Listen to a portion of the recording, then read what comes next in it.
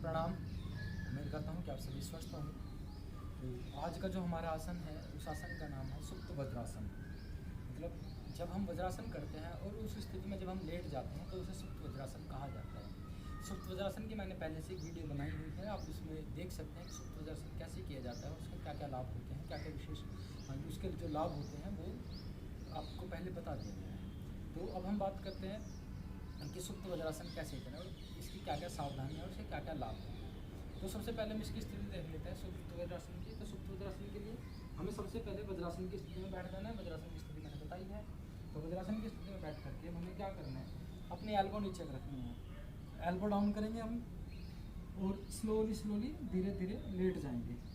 Elbow down and then आराम से late जाएंगे ऐसे। और हो ज़रूरी नहीं है, लेकिन अगर हो सकता है तो अपने हाथों को ऐसे रख लेंगे। कैसे? सबसे पहले मुद्रासन में लेटे, उसके बाद हम उनकी कोहनी नीचे रख करके धीरे धीरे ज़मीन की तरफ आए।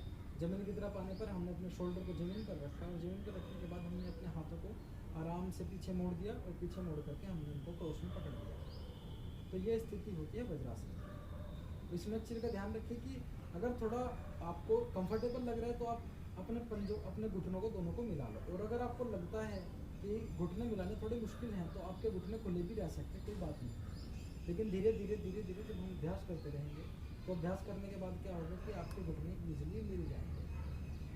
अब घुटने से थोड़ा फर्क क्या पड़ेगा, जब हम घुटनों को थोड़ा खींचते हैं और घुटनों को मिलाने की कोशिश करते हैं तो हमारी थाई है, क्वाड्रिसेप्स मसल्स है, उसकी चारों मसल्स में क्वाड मतलब चारों मसल्स में खिंचाव आता है। और खिंचाव आने से क्या होगा कि जो हमारी मसल्स हैं थाई की उनको रिलैक्स मिलेगा। तो ये स्थिति है। वापस आने के लिए क्या करेंगे, एक साइड से हल्का सा उठेंगे और एल्बो डाउन करके वापस उठ जाएंगे।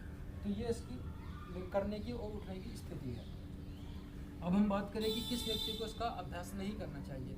तो इस व्यक्ति को ये व्यक्ति इसका अभ्यास ना करे जिसके हिप्स में कोई दिक्कत है या जिसके घुटनों में कोई दिक्कत है, या किसी को पेट में कोई ज़्यादा इंजरी है, या कंधे जाम है, कंधे बहुत ज़्यादा दर्द करते हैं। बहुत ज़्यादा दर्द मतलब एक एक्यूट लेवल पर दर्द रहता है, तो उस व्यक्ति को इसका अभ्यास थोड़ा देख करके करना चाहिए या किसी योग्य शिक्षक की सहायता से करना चाहिए। तो अब हम बात करें इसके लाभों की। तो सबसे पहले क्या लाभ करता है, क्या है कि ये हमारे पैरों की मसल्स को मजबूत करता है। कहाँ की मसल्स को मजबूत करता है? ये जो हमारी एडी रहती है ना, और एडी के जो ऊपर वाला भाग है, जो हमारा टकना है, टकने की मसाज होती है। इससे मसाज मतलब कि टकने में थोड़ा स्ट्रेच होता है, थोड़ा सा खिंचाव आता है, जिसकी वजह से क्या होता है कि जो हमारे टकनों में कई बार क्या होता है कि टकनों में यहाँ दर्द होना शुरू हो जाता है। तो उसके लिए बहुत विशेष लाभकारी आसन है कि ये हमारे टकनों के दर्द को दूर करता है। और उसके साथ साथ क्या करते हैं, ये हमारे पैरों को आर्च बनाने में हमारी सहायता करते हैं। जब इसको पीछे खींचते हैं तो यहाँ से ये मसल्स अपने आप ऑटोमेटिक उठ जाती है। मसल्स अपने आप ऑटोमेटिक उठ जाएगी तो क्या होगा कि ये हमारे आर्च बनाने में हमारी सहायता करेगा। अब इसके साथ साथ क्या करते हैं, ये हमारी काफ मसल्स को बहुत ज़्यादा रिलैक्स करता है, क्योंकि जब हम प्रेशर रखते हैं अपनी थाई को अपनी काफ मसल्स पे रखते हैं तो काफ मसल्स ऐसे पुश होती है, दबती है। तो काफ मसल्स के दबने से क्या होगा कि हमारी काफ मसल्स को बहुत ज़्यादा रिलैक्स मिलेगा। उसके साथ साथ ये हमारे घुटनों को मजबूत करता है। लेकिन ध्यान दें कि अगर किसी के घुटनों में दर्द रहता है तो इसका अभ्यास ना करें। लेकिन अगर अपने घुटनों को मजबूत करना चाहते हैं कि हमारे घुटनों को वात ज़्यादा प्रभावित ना करे, वात से हमारे घुटने बचे रहें और हम लंबे समय तक चल भी पाएँ, फिर भी पाएँ, घूम भी पाएँ और सारे काम हम अपने आप कर सकें। क्योंकि आपको पता है कि घुटनों का पेन हो जाने के बाद हमें कितनी ज़्यादा मुसीबतों का सामना करना पड़ता है। हम दूसरों के ऊपर डिपेंड हो जाते हैं, दूसरों के ऊपर निर्भर करने लगते हैं। तो उस चीज़ से बचने के लिए अपने घुटनों को मजबूत किया जा सकता है इससे। इसके साथ साथ ये हमारी जैसे ही अब घुटनों की मैंने बात बताई थी कि घुटने हम मिलाते हैं, तो घुटने अगर हम मिलाने की कोशिश करेंगे तो क्या होगा कि हमारी क्वाड्रिसेप्स मसल्स पूरा खींचेगी, पूरा स्ट्रेच होगा तो वहाँ ब्लड का फ्लो ज़्यादा होगा। ब्लड का फ्लो ज़्यादा होगा तो ऑक्सीजन की मात्रा ज़्यादा पहुँच पाएगी और हमारी क्वाड्रिसेप्स मसल्स रिलैक्स कर पाएगी। उसके साथ साथ ये हमारी हैमस्ट्रिंग मसल्स में क्या करता है, हैमस्ट्रिंग मसल्स में थोड़ा सा दबाव बनाता है। दबाव बनाने से क्या होता है कि वहाँ की मसल्स मसाज होती है, मांसपेशियों की मसाज होती है। मसाज होने के बाद क्या होगा कि वहाँ की जो हमारी मसल्स हैं उनको रिलैक्स मिलता है।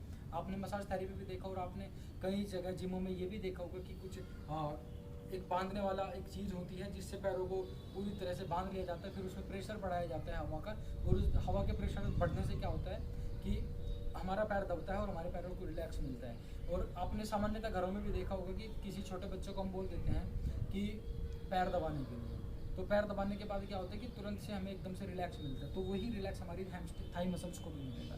उसके साथ साथ क्या होता है कि हमारी ये लोअर बैक, इसमें क्या होता है थोड़ा सा आर्च क्रिएट होता है, क्योंकि हमारी जो प्रॉपर लोअर बैक है वो लोअर बैक हमारी एक एक्यूरेट पोजीशन में इससे पहुंचती है। एक्यूरेट पोजीशन में पहुंचने से क्या होगा कि लोअर बैक का जो प्रेशर है, लोअर बैक का जो खिंचाव है वो दूर होगा।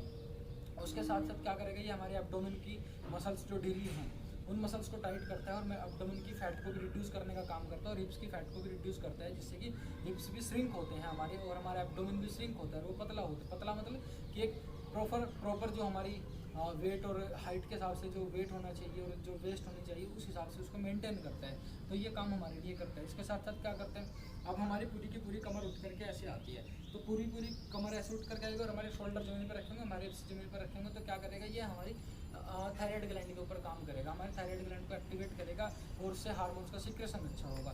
तो ये हमारे थायराइड ग्लैंड के लिए भी बहुत अच्छा काम करता है। अब हम जैसे ही हमारी लोअर बैक थोड़ी सी ऊपर उठती है, लोअर बैक सॉरी मतलब कि हमारी जो कमर थोड़ी सी ऊपर उठती है तो हमारी चेस्ट एक्सपेंड होती है। चेस्ट एक्सपेंड होती है तो क्या करेगा कि जिनको भी दमा अस्थमैटिक की कोई प्रॉब्लम है, टीबी की कोई प्रॉब्लम है, उनके लिए बहुत अच्छा काम करेगा।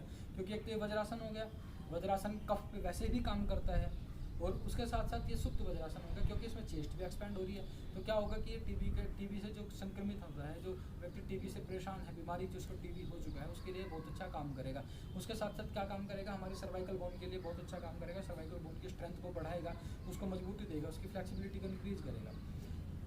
तो ये काम भी हमारे लिए करेगा। इसके साथ साथ क्या करेगा कि हमारा थोड़ा सा ब्लड का हमारे दिमाग की साइड रहेगा, हमारे मस्तिष्क की साइड रहेगा, तो क्या करेगा कि हमारे तनाव से भी हमको बचाने का काम करेगा। तो ये इतना काम हमारे शरीर के लिए करता है। मतलब आप ये कह सकते हैं कि एड़ी से लेकर के या अंगूठे से लेकर के बिल्कुल छोटे के सिर के भाग तक का ये हमारा पूरी बॉडी पर काम करता है। तो इतना बेनिफिट ये हमारे लिए करता है।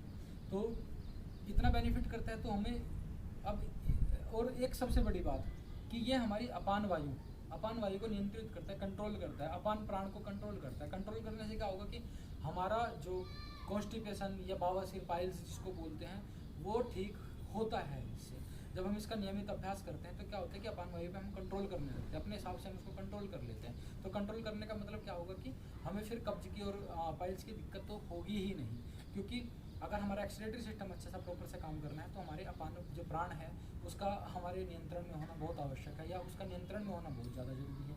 और ऐसा होने से क्या होता है कि वो ईजिली एक्सक्रीटरी सिस्टम हमारा प्रॉपरली काम करने लगता है, तो हमारा जो अपान वायु से जो संक्रमित एरिया है वो पूरा का पूरा ठीक हो जाता है। तो इतना अच्छा हमारे लिए ये काम करता है और इतना अच्छा ये शरीर को मतलब मजबूत करता है, ताकतवर बनाता है और सब चीज़ें हमारे शरीर की ठीक करता है।